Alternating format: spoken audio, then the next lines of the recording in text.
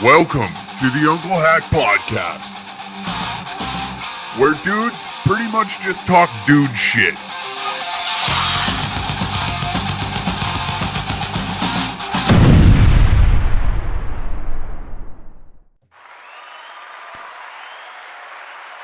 It's a good day, isn't it? It's a great day. It's a lovely day, and I'm glad you're here with me. Thank you for being a part of this episode. God almighty. Upcoming stand-up dates, August, fucking Christ, this is how this is starting. Oh my God. November 18th, Austin, Texas. That is this Saturday. Whoa! The boys are going to Texas. Oh my God. November 22nd, Round Rock, Texas. December 3rd, Plano, Texas. December 29th, Red Deer, Alberta. December 31st, fuck me. Banff, Alberta. January 1st, Calgary, Alberta. February 9th and 10th, Thunder Bay. February 16th and 17th, Niagara Falls, Ontario. February 22nd, Fredericton, New Brunswick. February 23rd and 24th, St. John, New Brunswick. February 25th, Halifax, Nova Scotia. March 2nd, February 29th to March 2nd, Winnipeg. March 24th, Vancouver, British Columbia. And March 29th to the 31st in Ottawa. That's right. Coming off a hot one this weekend. Edmonton is always a fun show. It's always it's one of those shows that I love being a part of. It's not only is like, I started this horse shit here, and that's the online stuff and stand-up, so it makes it almost more magical. There's something else involved. Is this becomes like your home club at the comic strip. You spend a lot of time there, and then to have the opportunity to do a show there. And not only that, get this. Sold out, baby. Sold to the bone. Doing comedy in my city. It feels good. You know, it feels good that you're appreciated, and people will come out and listen to what the fuck you have to say. It's very humbling. It's tough to garner an ego. Well, no, it wouldn't be tough. It'd be much easier to get that ego, but I think over time, staying humble is kind of difficult at times. But in the grand scheme of things, if you truly think about what you're doing, it's like anybody could do it. It's just there's something else there. You know, there's some magic behind it. Or maybe when you started it, it doesn't matter. It's the fact that, I don't know, you can sit here and justify of like getting on stage and saying egregious or outrageous horse shit. And be like, look, bro, we're fucking doing something great out there. You know, we're bringing people together, which is like the key thing. And it's like an audience that, I don't know, maybe isn't spoken for. I don't know. You can be the judge on that. I'm not going to sit here and like dive too deep into it as if like what I'm doing means a lot. You know, it's great. You know, I love the fact that people write into the show. They come to live shows, you know. They're a part of this. And we ride and die by the sword with the cats. You know what I'm saying? With the cats, baby. So the Edmonton show was truly like, so whenever we get the opportunity to do something here, I think it's special. There's more meaning behind it, I guess, by getting your start in a club, and then in this period of time to then being able to produce your own show there. And not only that show being successful, as well as like people coming out and enjoying themselves at it. It just means more. So I just want to say thanks to everybody that came out to the Edmonton show. It was fucking awesome. There's no better way for us to head down to Texas after something that hot. After something so great, so wonderful. What a great evening. I'm having a phenomenal week. This Thursday, actually, when this podcast is released, I will be traveling to Austin, Texas.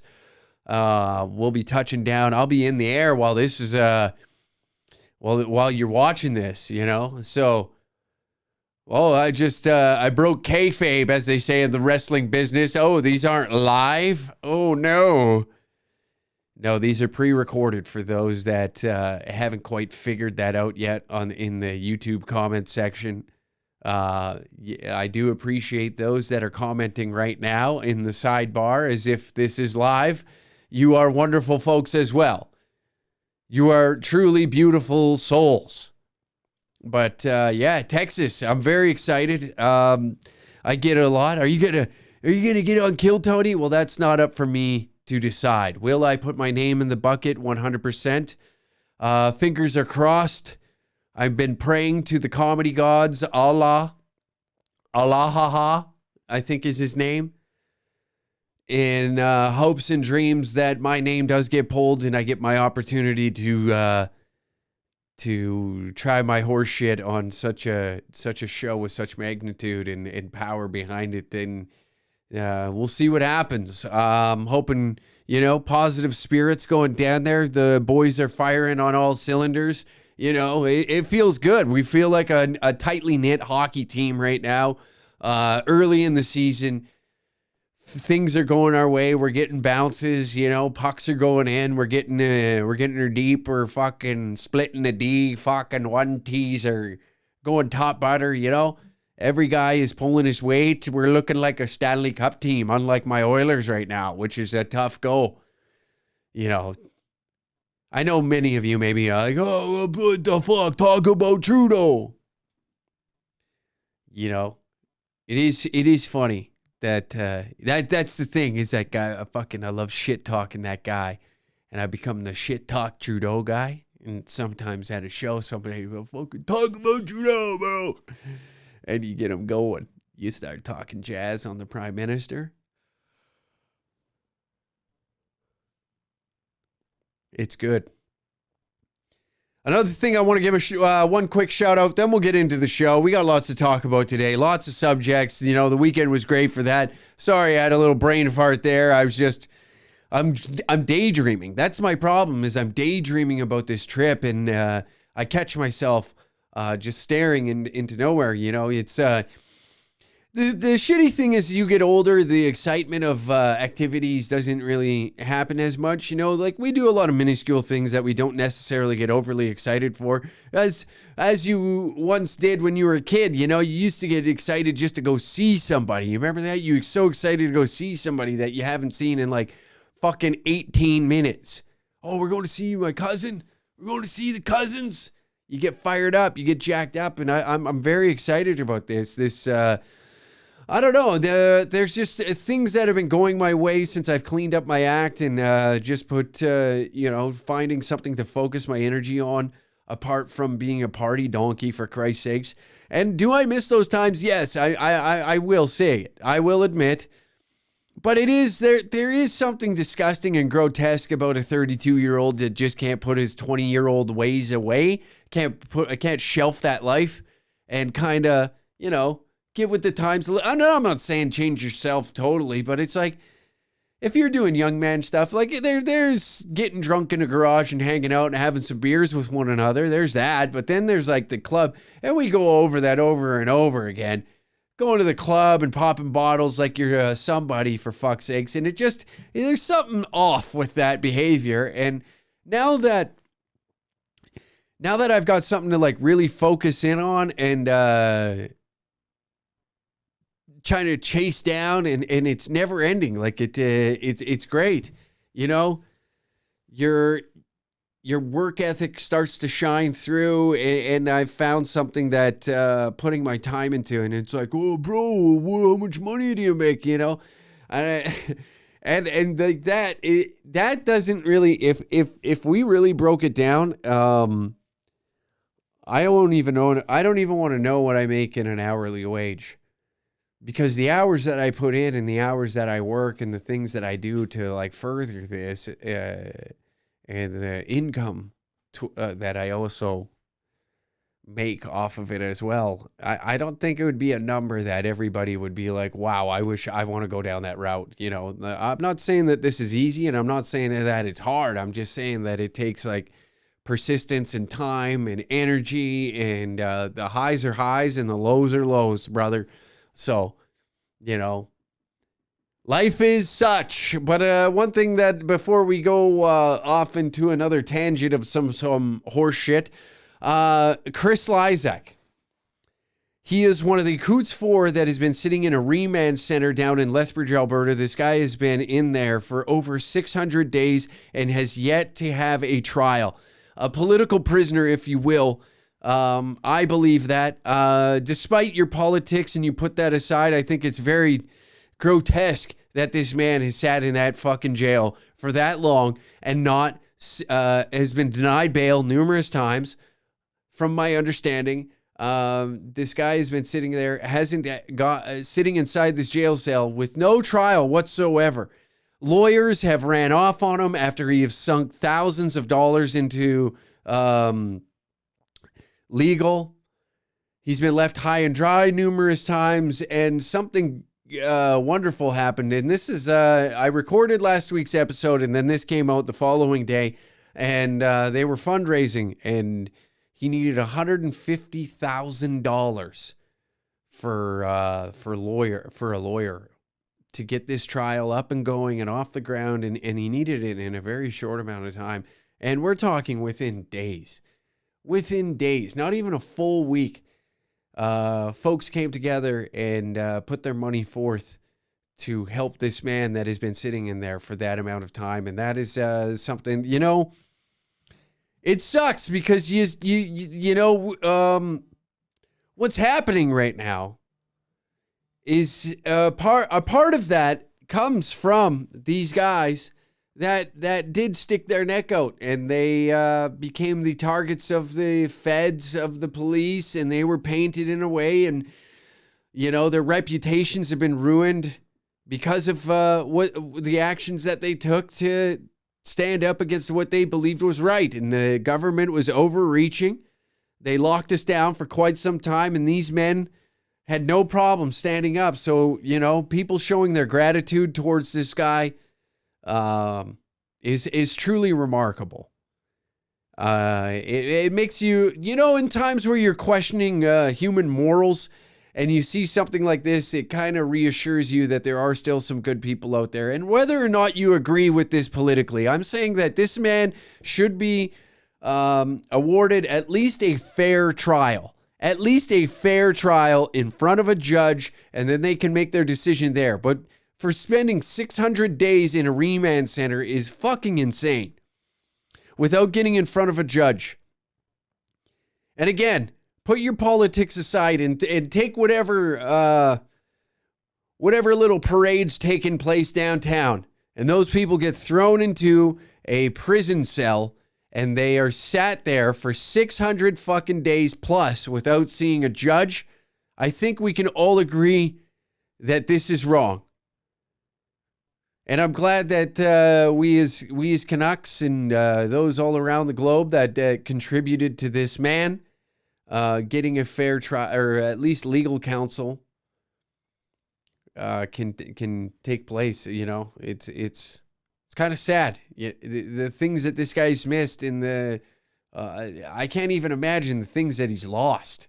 Not even just missed, just lost in that being personal things, maybe your housing, family, friends, people abandoning you. You know, your spirit gets broken in a place like that. And that's what these fucking suit dummies want. Those idiots that sit at that, Mr. Speaker, those morons that want that, they want broken people. They don't want people standing up. And this guy did that, and I felt it was necessary to say something, even though I didn't catch it beforehand, but the money was raised, and you know, those out there that did donate, I'd imagine you have put sunshine in a man's world that is very dark right now, and not even on behalf of him, I just want to say thank you for that. You know, I'd assume he would say the same things. I heard a voicemail where he got quite emotional that folks are gonna step forward and do this for him, and it's crazy. It's crazy. That's all I really got to say. You know, it's this isn't quite, every now and then it's good to get real and talk about some real shit that's happening instead of all this mumbo jumbo like the stuff that we're going to get into later in the episode, you know, and it's just nice to see like the generosity of humans that'll step forth and donate to a guy like this and believe that he is deserving of a fair trial. And we'll put some cash forward and give this guy a hand. You know, he did something that many people don't have the balls to do these days. And I had the opportunity to meet that gentleman while he was down there in Coots. And he was nothing but kind to me. So I have nothing but great words to say about him. I think the balls on that man are larger than this earth to do. Not even to do what he did, but to be a part of something like that and to ensure that, you know, we show that united, we can make some things happen. And I think if we open our minds to more of that, we would see a progression in the right direction for us as human beings, you know? Because we love to sit back and immediately when things like that, we want to be write opinion pieces, you know? We go to social media and we start writing these opinion pieces as if like, you know, we're journalists these days. We always got to throw our 2 cents on Twitter. We got to get it out there and make everybody know what side you fall on. But when it just comes to looking at something looking at the whole picture and the magnitude of that blockade that took part in Coots and how it forced the hand of the government and how weak they actually are when we are united. You know, if we could all come together on an issue and work from there as human beings, I think that we could really sort this out. But until that time, folks, all we have are folk heroes, and they don't want folk heroes like that will stand up and push back against the nonsense that takes place in the House of Commons. Another thing that, people were upset about over the weekend is Bill Burr's wife flipped off Trump at a UFC event, and people are going, Bill Burr's a cook! Bill Burr's a cook! I'm excited to see how he responds to this, you know? Because he's generally like, he has some good takes, and it wasn't up till then. And like, this is why politics start to annoy me. And when people get like possessive over their political party, is like, who gives a shit? People aren't going to like everybody. They have opposing sides for a reason. So that way we sit there and drool over ourselves over these morons that'll never do anything for us. But because, you know, he's a prolific comedian and has a name attached to him, his wife flips him off and she's acting in that manner. It's associated with him. And I get it. My husband, wife, you're a duo, whatever. The tax system fucking is grabbing their money. Whatever the hell you want to call it. Who gives a shit? This is why this political divisiveness that takes place starts to annoy me, is like the free speech, like do as you please as long as you don't harm anybody. That starts getting thrown around, and then immediately when somebody does something that you don't necessarily agree with, you can't sit back and be like, whatever, she's got the right to do that. Fuck it. Who gives a shit? You know? He is, at the end of the day, a fucking business mogul who's abused the tax system, and on top of it was a politician. So I'd imagine that there was some shit that he did. I'm not saying that he was a bad president. I'm not saying he's a great president. I'm not American. I didn't vote. Do I like him when he's on TV? Yes, very entertaining. I can watch Trump highlight reels all day long because he kills me, especially like that one where he's like, you'd be in jail. China, you know, it's just his sound bites fucking kill me.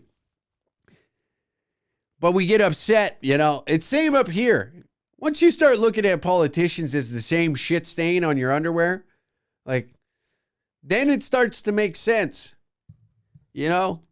But when we, like, drool over these morons, when we start getting all hot and horny over these jackasses, we start to fucking lose ourselves. We don't see it as like, we got to have opponents, when in reality, we fight one another for them. We argue with one another for them, but they're on a, like, in the hierarchical system, they're above us. They make the laws, they implement it, they pass it through their Congress or the House of Commons, they go through all the legal horse shit, you know. We're just peons. And we argue back and forth for the likability of those two idiots that are sitting there fucking on podiums being like, yeah, we gotta fucking, climate change is gay. And everybody's just like,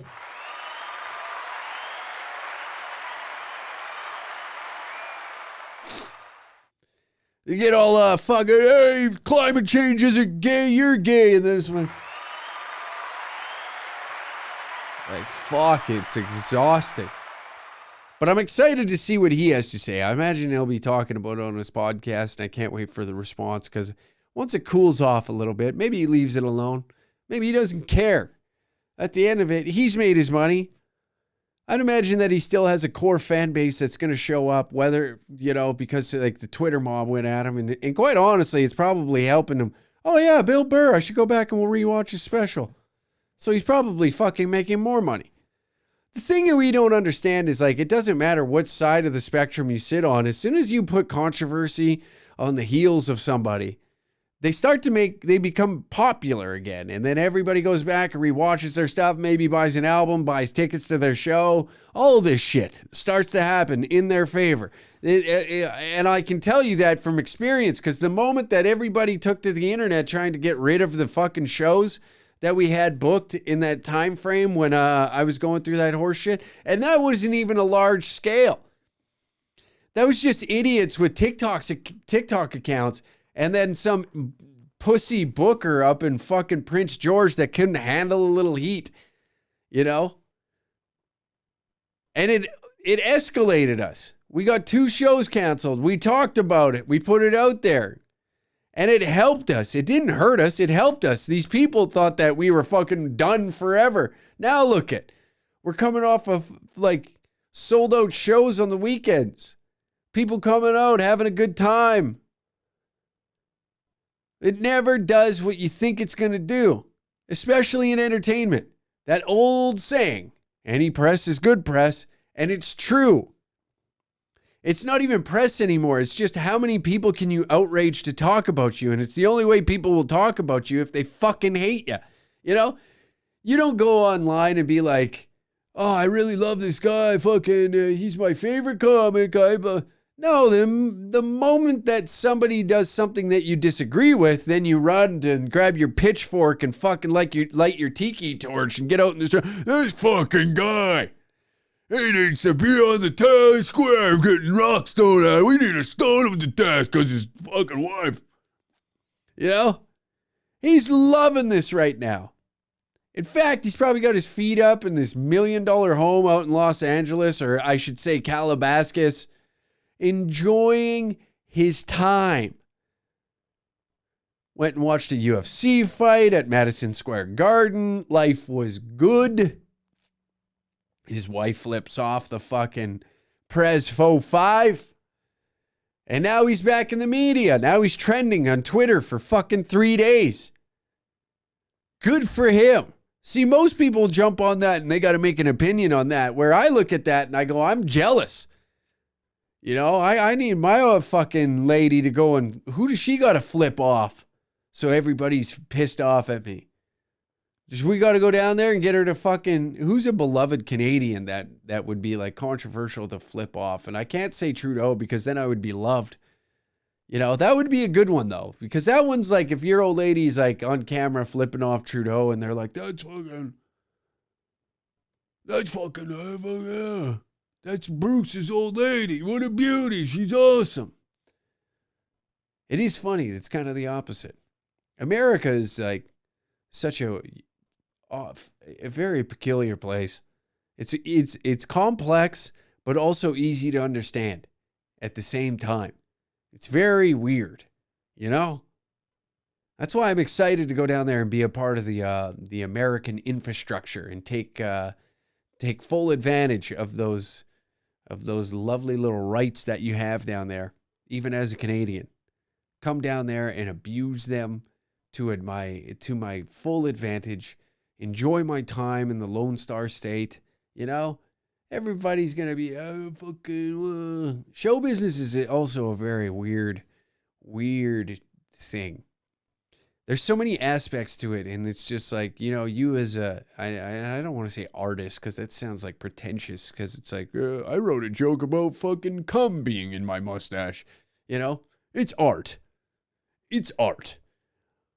I wrote a joke the other day of finger banging a fucking 10-year-old boy. This is art.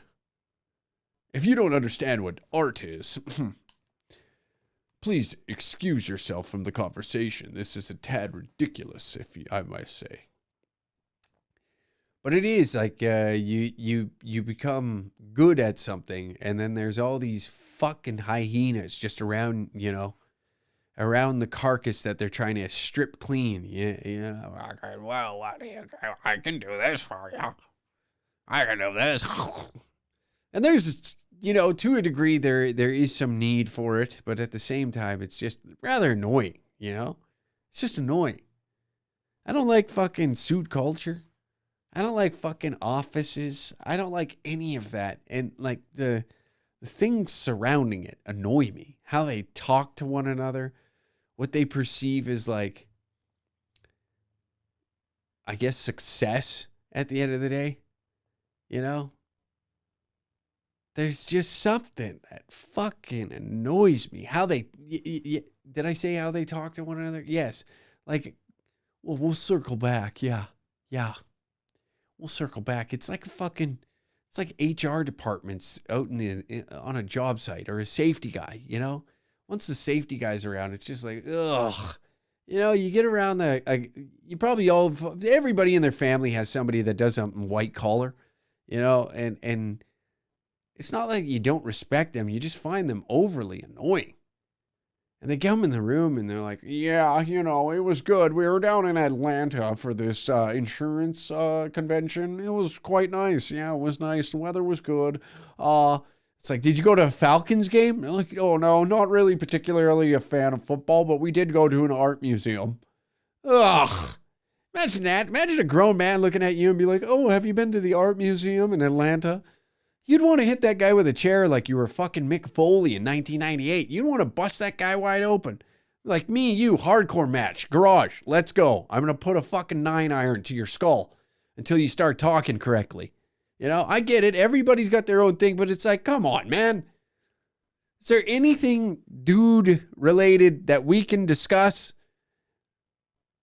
You get that guy, you know, like you get that fucking dude that, you got a cousin that married some guy, and every Christmas you're just like, oh, is that dickhead going to be there? He is? Fuck. God, I'm going to get locked into another fucking hour and a half conversation of, of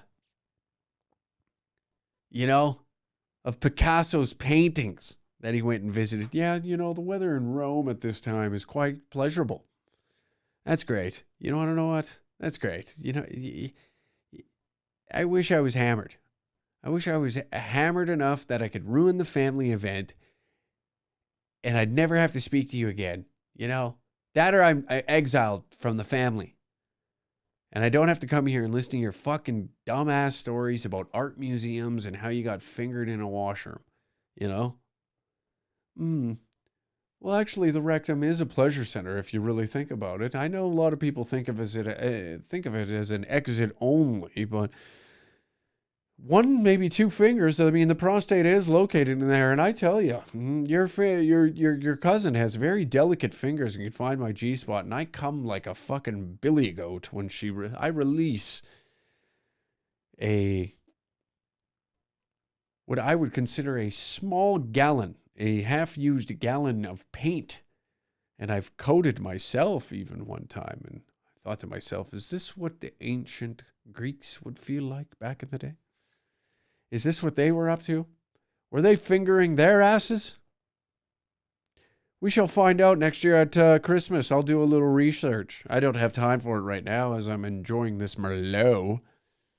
I don't even know what the fuck I'm talking about right now, but we went from Trump getting flipped off by Bill Burr's wife to some annoying cocksucker that's at your family dinner with you. This is what I mean. Like, if you had to explain this podcast to anybody, it would be very hard, I think. It's like, yeah, this idiot just sits here in front of a live audience and just kind of lets his thoughts go. He gathers up these topics. He pretends like he's an intellectual, but deep down inside, that guy's a knuckle-dragging Neanderthal. And I don't think, like, if it wasn't for, you know, the world built around him, he'd be in deep, deep trouble. You know, if this guy had to go and survive out in the mountain for a week, my Lord, good night, Irene. He ain't coming back. Are you kidding me? But here's the thing, is like, the joy of being this dumb is nobody takes you serious enough. Because anybody that comes to this podcast and gets upset, you're equal. Like, we're on the same playing field. Let's be real here. We're on the same playing field. Nobody here right now, you know, we're not going on to fucking win Nobel Prizes. You know, we're not inventing the new iPhone anytime soon. We're not being a part of anything spectacular. Unless it's building some redneck invention that, you know, everybody's like, that's fucking sick. But, you know, apart from the people that go, that's fucking sick, there's more people going, that is a complete safety hazard and you are going to die. You know, it's like when you see these guys that put like V8 motors on a fucking golf cart and you're like, what is the point of that? And it's like, well, I did it because I can. And it's like, okay, you kind of got me there. But why? And it's like, again, do we need to go over this? Because it's fucking awesome. That's why. And this podcast, this audience base of this podcast hears that and be like, you know what? That is fucking awesome. Why has nobody put a V8 in the golf cart yet? You imagine how sick that would be? That thing would fly. And the more I think about it, it does seem pretty awesome. That's what here's another awesome thing. This made me happy. I was a big fan of the January 6th events that unfolded, and I thought that they were hilarious, you know, people just storming a Capitol. But there was one individual in particular that really separated himself from the rest of the crowd. And this guy is known as the QAnon shaman, and he is running. He is running for Congress. That's what I love about America, is just the freedom you have. This guy got arrested for storming the Capitol. He storms the Capitol and now decides that he is going to run for Congress. That's why America is the greatest place on earth. You can't dispute it. There is no discussion on who is the greatest country on the planet, because you can do some shit like that. You can run and take a piss on Nancy Pelosi's desk dressed up like Mel Gibson in the fucking Patriot wearing a wolf fucking skin on your head. And then as soon as you get out of prison, run for Congress and nobody bats an eye about it. Nobody's like, what the hell is going on? They're like, that's his goddamn right. That's what I like. In Canada, Christ almighty, if one of the guys that donated to the trucker convoy, just donated, and I'm not even saying attended a rally, a single rally, could you imagine the landslide of horseshit that would come that person's way? You donated, you're a fucking Nazi. The media would be all over him. But this guy, I'm not saying the media is on his side here either, but I'm saying like the fact that he can do this is insane. Greatest country on the planet. The January 6th attacker, known as the QAnon shaman, is trying to take the notoriety of his conviction all the way into the halls of Congress. He's running for office from Arizona. NBC's Ryan Riley has the latest reporting for us. Tell us what's going on with this. Isn't that something? That blows my mind. What's next? America is the greatest sitcom on the fucking planet, right next to the Taliban. When the Taliban puts some shit out there, you like stop and listen. That'll put you dead in your tracks and be like, what are the Taliban up to? You know, right after they took over Afghanistan, everybody was watching the videos. They're on ellipticals trying to figure out how those work. They're in a weight room. It looked like you let loose 13-year-olds at gym class into the weight room with no teacher supervision. AK-47s hanging off their back and they're like trying to hit the bench press. What is going on over there? That's what you say to yourself. And then you fucking go to the neighbors down south and you're like, what the fuck is happening here? You know? This guy's running for Congress? That is true freedom. I'm not saying they are the closest to the freest country that we have. They are. Anybody who can get away with that. And then he was in prison. You remember when he was in prison? He was like, I need vegan meals. This guy's literally insane. I hope he wins. I hope he wins. And that just goes to show, like, you know, all it took was like someone. Well, I guess it's happened numerous times where celebrities have ran for a political position and have won, right? But now we live in this era of like internet influencing, and these people are more popular than any, like I would say, A-list celebrities of our time. You know, I know I'm out of touch with what the young kids are into, but I know that they're not heavily into movies or TV shows like we were. It's all like streamers and fucking YouTubers and shit. The YouTubers are more popular than the A-list celebrities were in our era. And I know some of you are like, oh, ask any kid. They know who all these like Kai Cenat is and like fucking, I don't even know any of the other ones. What, Aiden Ross? You know what I mean? I'm saying these names and I don't think a lot of people know who they are. Rightfully so. You should be happy if you don't know who they are. I spend way too much time on the internet. That's my problem. You know, I exist on the internet. I like the internet. I like computers. I like that shit. Okay? As much as I am just a degenerate piece of shit from Southern Alberta, I enjoy technology. It is a major part of my life. There's always cameras or computers or cell phones around me at all times. And do I like living like this? Kinda, not really. I do at times. I like the technology. I like learning it. I like all the programs that come with it, you know, like. But what I'm trying to say here is, how long before fucking, who's that dipshit that hit that guy with a hi-ho? David Dobrik. David Dobrik is going to be in the White House by 2035. Mark my fucking words. We're going to have a YouTuber. It's going to be like a content house before you fucking know it. It's going to be insane. Because you got guys like that. Guys like the QAnon shaman are now able to run for Congress because of the American freedom. The American dream is breaking into the Capitol building on January 6th, taking a piss on Nancy Pelosi's desk, going to prison, and be released only to run for Congress. And you know what? They're going to give him the attention that he wants. Are people going to head to the polls and vote for that guy? I highly fucking doubt it. We've seen this numerous times. It doesn't really pan out the way they think it is, you know, but they get the spotlight just to show that this is the average American, you know. This is who the American people truly are. And that's just, you know, the media doing that. And they're like, look at, we're put this insane guy next to this somewhat polished individual, So that way it's easier for that guy to win. So they allow idiots like this to run. So that way, you know, these career politicians can look like somewhat normal, even though deep down they're just disgusting individuals.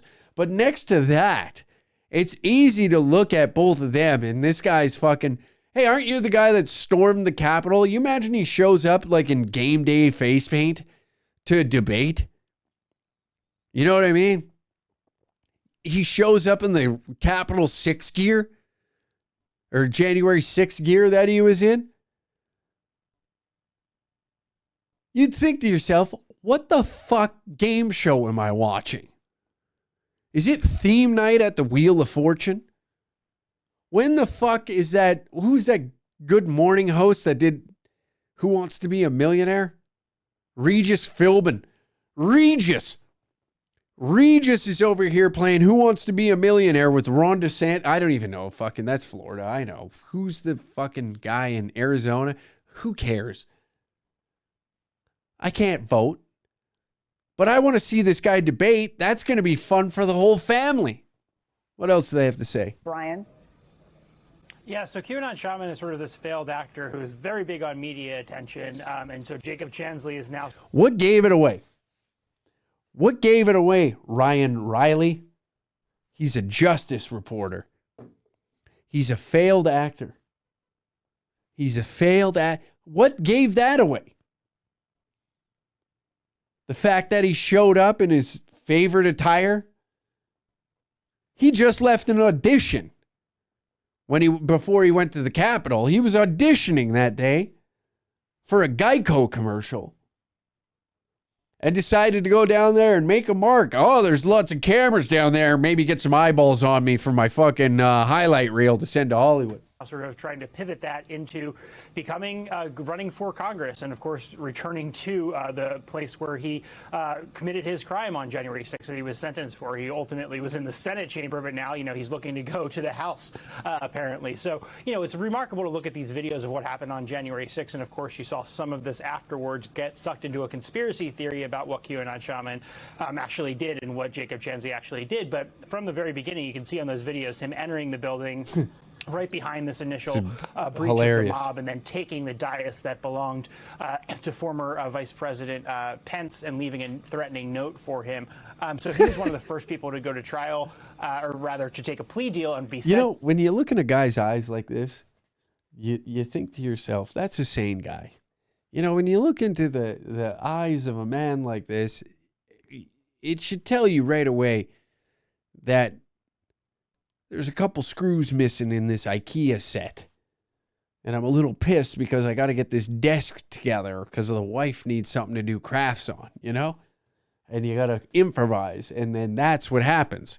That's when you know, this is why you shouldn't have a population addicted to Xanax or prescription pills. But it's a free country. And this is the beauty of it. You can look in this man's face right here. You can look into this man's eyes and think, boy, oh boy, I'm doing all right. It is not that bad over here in my world. It is not that bad over here. I'm not struggling as much as I thought I was. I'm not over there fucking storming the Capitol. I'm not begging for vegan meals in a prison cell. You know?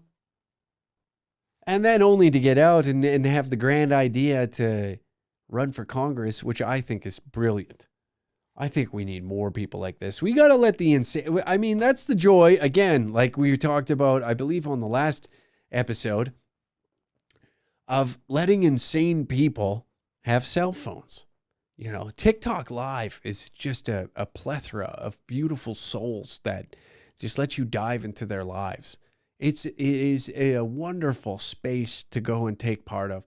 I love sitting back at nighttime and just seeing the individuals that sit on there and feel as if like what they are doing is so entertaining, you know, just sitting there, putting on makeup, not going out. They sit there for hours on end, putting on makeup to go nowhere. They got to eat on nothing annoys me more than people eating on TikTok Live. Is like, are you that fucking dumb that this is what you think that people find entertaining? But folks sit there and watch it. So I guess I'm in the wrong, you know? I don't get it. I don't get the culture these days. I think we're so far from ourselves and have this idea as if like we're just a star in some fucking movie role that's never going to get the premier slot down at the cinema. I think a lot of us exist in that. Again, with like technology has not only made fools of us as humans, because the dumb ones always rise to the top, and you have to have some form of humility to rise to, to where like the Pinky doll, the yes, popping popcorn, and just every time somebody sends something, you react to it. There's humility to that, of acting like that and thinking, but we throw cash at it. And these people get extremely rich. And then once they make that money, in the beginning, you're like, this person is fucking insane. But immediately, after they make their millions of dollars, they're like, you're a genius. It's crazy. It's even something like QAnon shaman behind, If he wins, I have to eat my fucking words by calling him a jackass, because then the American people have spoken. That's who they want representing them, And who knows? Maybe he is a genius, and I'm just not giving him any credit whatsoever. And I'm just shitting on this man for no fucking reason whatsoever. It's a damn shame. Lord, it's a damn shame. Got a sentence that has now left him out to run again in 2024. So quite a remarkable turn of events, but it remains to be seen whether or not he's actually going to pick up any traction, or whether this is just sort of another media stunt for him, as he has sort of done throughout the years, Chris. It is where we are in this world. Ryan Riley, thank you. Now to that high-stakes summit next week between President Biden and China's Xi Jinping. NBC News. But that's where we're at. Another place that we're at, this is fun. The CBC comes out with this, another great organization when it comes to reporting. Canadian media bosses tackle how to regain citizens' trust. Principles, ethics, and standards can't be calcified. They must be reviewed, says Toronto Star VP. There is a portion, I'm going to try and find, it was in their little podcast. 15%. Victoria University was the host, and we all know about the news haters. I think. Is it still true, given what the numbers say about when Canadians' attitudes toward public service journalism? We're just going to let this journalism? roll through. Guess how many respondents said it was important to them? 19%. Victoria University was the host, and our challenge to 3 invited heavyweights of Canadian media: explain to us why, in this digital age, fewer Canadians believe they can trust traditional media outlets. I wonder why. On stage, Irene Gentle, Vice President at the Toronto Star; Sonia Verma, Vice President at Global News. I wonder why. Editor-in-Chief for CBC News. What do these folks have to say? It was my job to guide their discussion. Let me start with this. We've all talked about this, how journalism is a bedrock of a healthy democracy, that it's integral to civic society. It's what motivates all of us to stay in this business and to have even started in it. But in this moment, really, is it still true, given what the numbers say about waning trust, Irene? First of all, do I believe in that? I do believe in it. There's evidence that when people are without a credible news outlet in their area, there we go, that their civil society gets worse. Voting goes down. A lot of things happen. But I don't think that we can ignore the numbers that you mentioned. I actually love the Reuters Oxford studies. I read them very carefully. News indifference. So, we all know about the news haters. Yes. I think, many of us have experienced that, and certain journalists are targeted more than others, and hopefully we'll really talk about that too, because that's a huge issue. And why? Why is it a huge issue? It's because we've put the trust in those, especially here in Canada, where our media is subsidized by the federal government.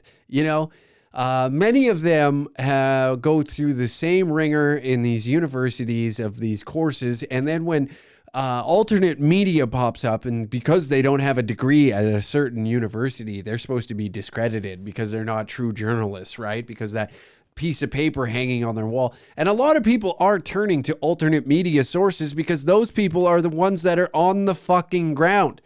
All these guys are that they fail to realize is they're just glorified bloggers at this point. You know, that's all it is. When you go to something like CBC, nobody sits here and like,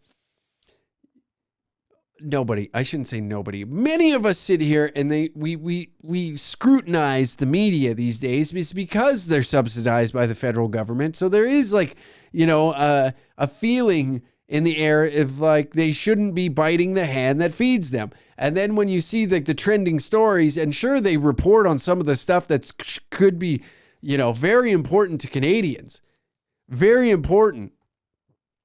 But it's way down at the bottom and you have to search for this stuff. It's not the trending news that they want to push out there. It's even like this warmongering chicken hawk bullshit that's going on right now between the war of Israel and Palestine and all these neighboring countries that are being involved. It's like when you take a step back for just 1 second, you need public approval. And a lot of people right now aren't really on the side of like, hey, let's have another war. It's like, hey, fucking, I think it's time to calm the hell down. I think we've been through enough in the past 5 years, haven't we?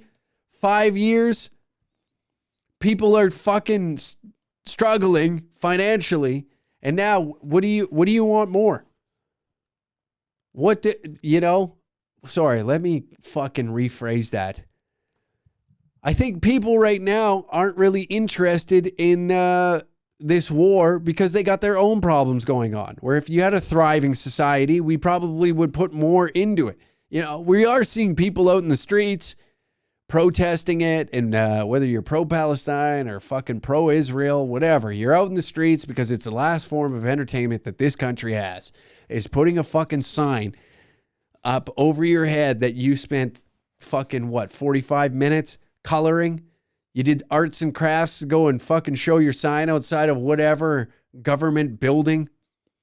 Because that's all we have left. We can't afford to go to the movies right now.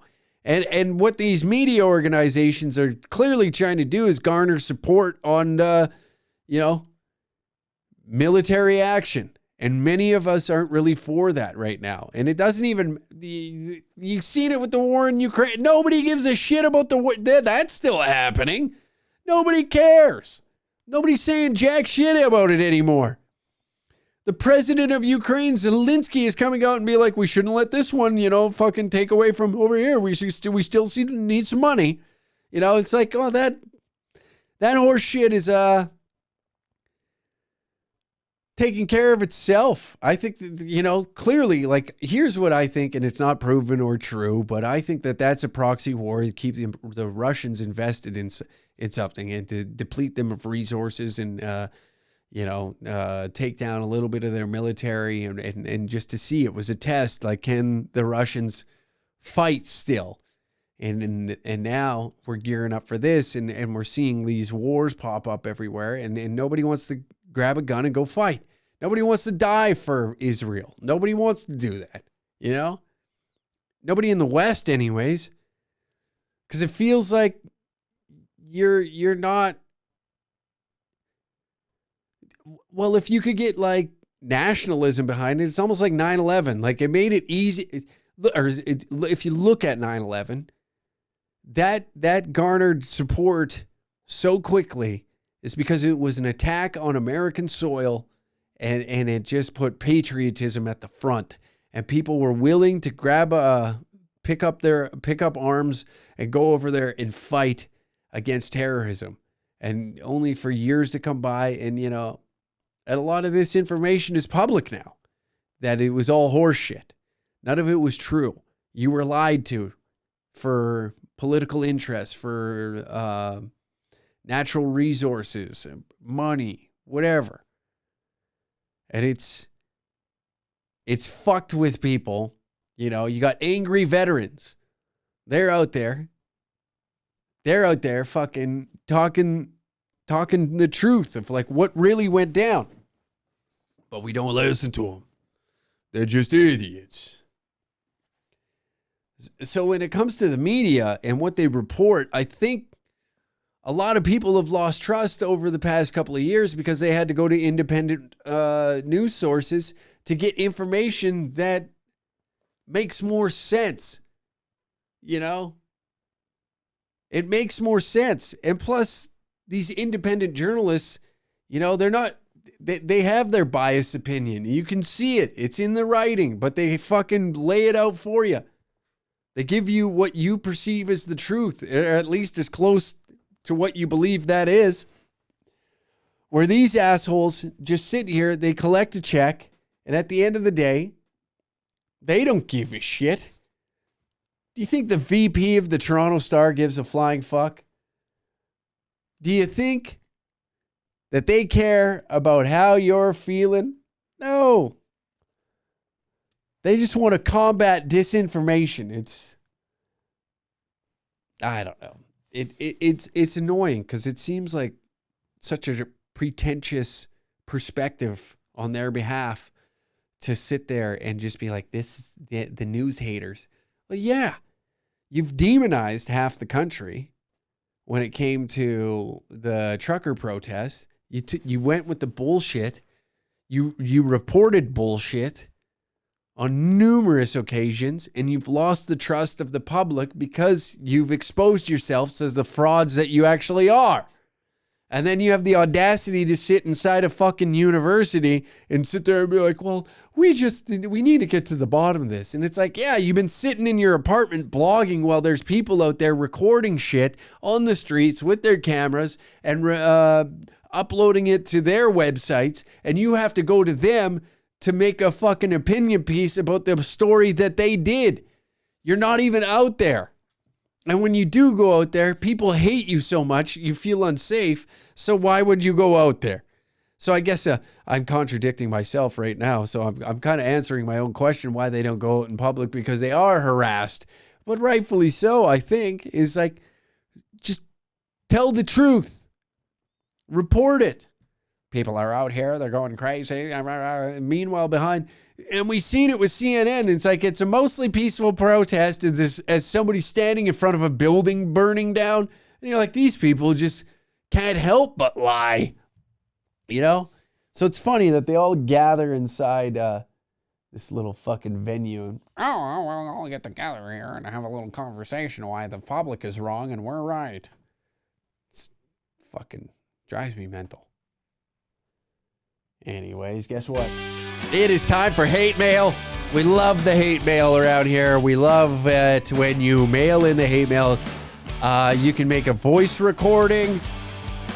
And, hey, we'll play it on the show. If you email it to me, just put in the subject line, hate mail. We love emails on this show. It's easiest, you know? Email the show. Hate mail. Get whatever you want off your chest. Write a fucking novel. I don't care. Do whatever you want. If you got no hate in your heart, then you must be lying to yourself. And that's a damn shame. You shouldn't be lying to yourself like that, you know? Plenty of us out there got a lot to say, and maybe we don't feel like it's worth saying. But that's all right. You know? Anyways, email the goddamn show, unclehack@dangercats.tv. And let's get into our first piece of hate mail today. It's a nice little chunk here. Dear Uncle Hack, enjoying the hell out of the pod. Always get a laugh out of it. And you can bitch about current events so I don't have to. It's about time you got the video clip volume figured out so I can hear the mouth breathers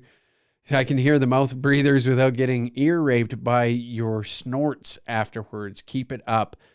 A grease monkey from your cheesehead southern neighbor. Where is that? Is that Wisconsin? Right. Also, call my HVAC buddy a faggot. Thanks. Oh, there you go. Faggot.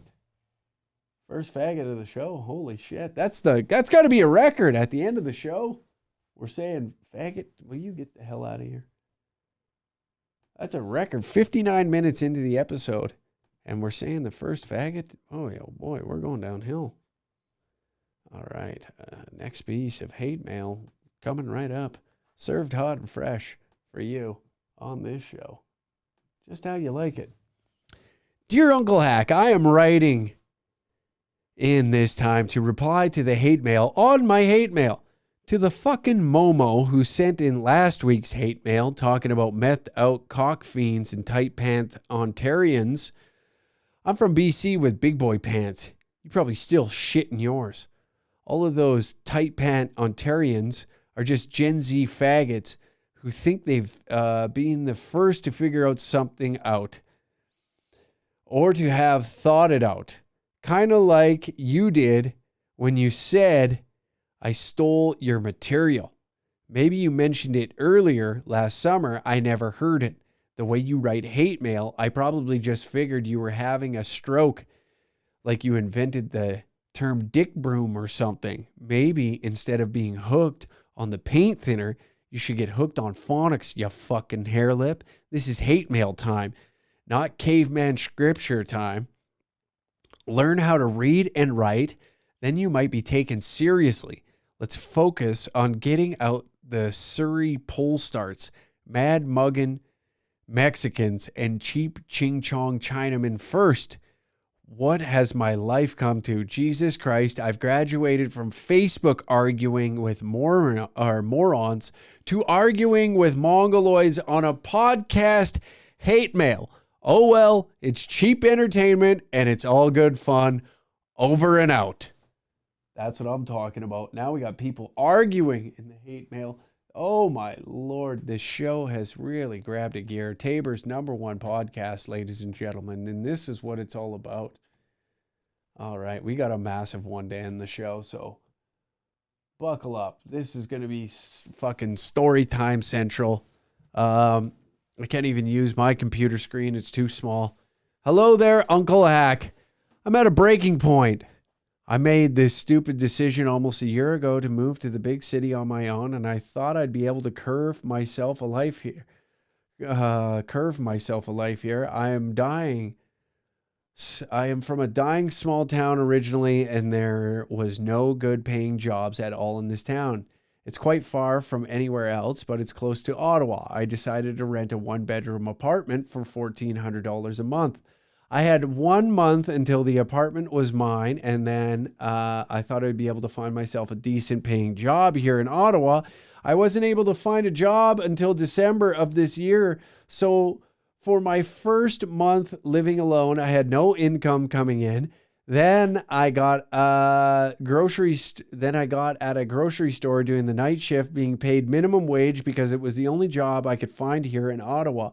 I've been left that grocery store in late spring of this year because I got a job at a pesticide company paying $22 an hour, 50 hours a week. I really liked it there, and I was able paycheck. All right. And just tread water. That, and I am now laid off as of 3 weeks ago. I couldn't find a job anymore, so I had to go back to another grocery store doing the night shift, being paid minimum wage. I'm almost 22, and I have about 3 years of customer service experience under my belt since I was 15. Apparently, grocery stores don't value that. They won't give me any kind of higher wage. I don't expect to make a lot of money at a grocery store, but I also didn't expect to make minimum wage. I am apologizing to those. This is a novel, and that's why I said you can write a novel in. I don't want to work in a grocery store anyways, but when you're unable to find any kind of job you want to, any kind of job, you take what you can get. They just put up my rent now, $600 for no reason. The parking lot is full of potholes. The road is uneven through the parking lot. There is no amenities or anything unique about my apartment building.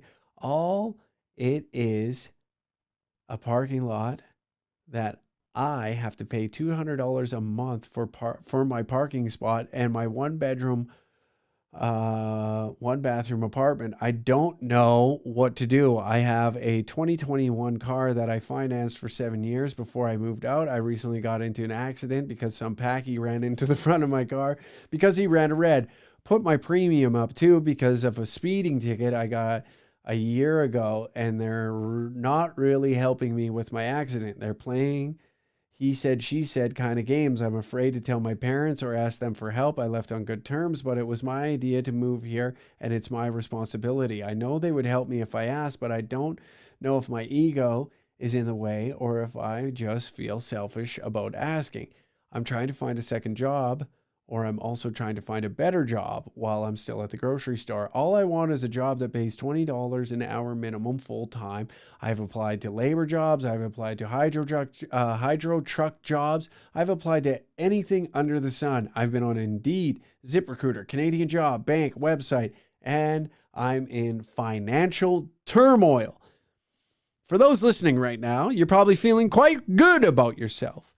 I have about $3,000 left to my name, and I'm able to pay one more month's rent, one more month's worth of rent, and then I have some money left over. I'm afraid to put gas in my car because if I do that, then I can't buy food. The only thing I live off of is rice and eggs. I have a girlfriend, and everything's good with her, as sometimes I'm invited to dinner at her house. When I have dinner at her house, it's really great because it's food I can't afford to eat. My parents have their own financial issues, and I'm afraid to ask them for help. I don't want my parents thinking that I think they are a bank. I'm afraid to go to the food bank because I hear on the news how overrun they are and how there is a lot of food at the food bank to begin with. There is a lot of food. What? I'm really on my breaking point. I wish you're able to point me in some sort of direction. Oh, wow. I am good at that. It's called Head West. I know you're not rich. I know you're not the smartest guy. I know you're not God, but I'm looking for advice for anyone who is in a better situation than me. I'm thinking about cutting off my internet and television because I'm almost never home to use it to begin with, and B thinks $110 a month for internet and television is suitable. I don't even watch TV. I only have it for football to watch my team play once a week, and most of the time I don't even get to watch them play because I'm either at the gym, at work, sleeping, or with my girlfriend. I'm in financial purgatory once again, and I hope you can point me in some sort of direction. Please believe me when I say I have applied to everything and anything under the sun on these websites. I've even gone in with my application or resume and tried to speak to the manager or the hiring person to really push the envelope that I want the job that they are offering. The grammar on my resume, it's well written, it's well organized, it has my contact info. I just don't know why I can't find a job. Maybe I can't find a job because some of these places can't afford to hire me, minimum wage being so high and everything being so expensive in Canada. Maybe these places really can't afford to hire somebody that is extremely qualified. I'm not qualified to do most jobs because I'm young and I don't have a lot of experience, but I'm a quick learner and I try, and I stress to these employers.